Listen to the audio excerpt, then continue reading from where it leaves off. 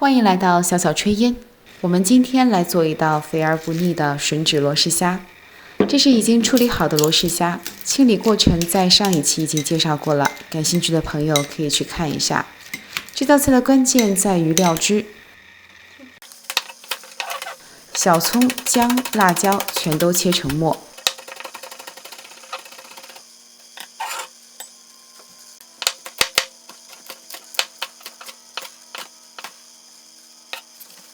蒜也压成蒜泥，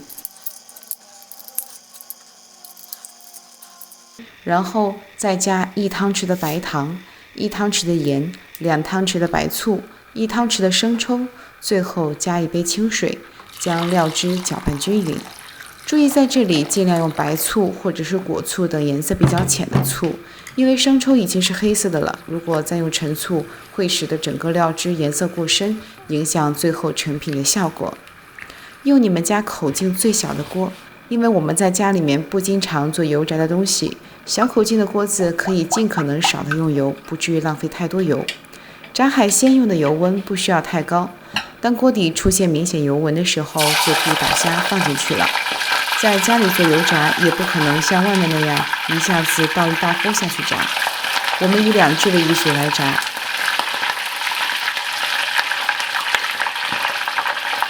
全程中高火，不需要最大火，否则温度过高。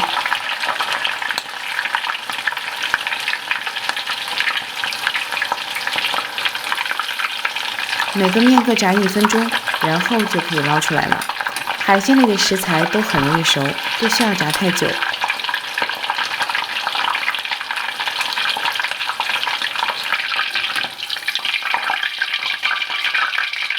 然后再放入下一组。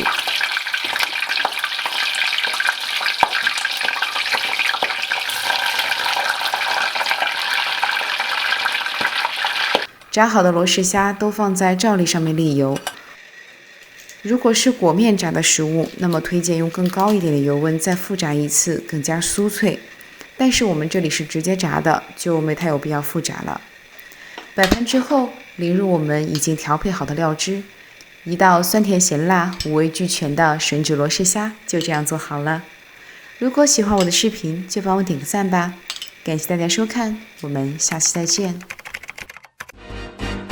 喜欢我的视频就马上订阅吧，打开旁边的小铃铛，才不会错过精彩内容哦。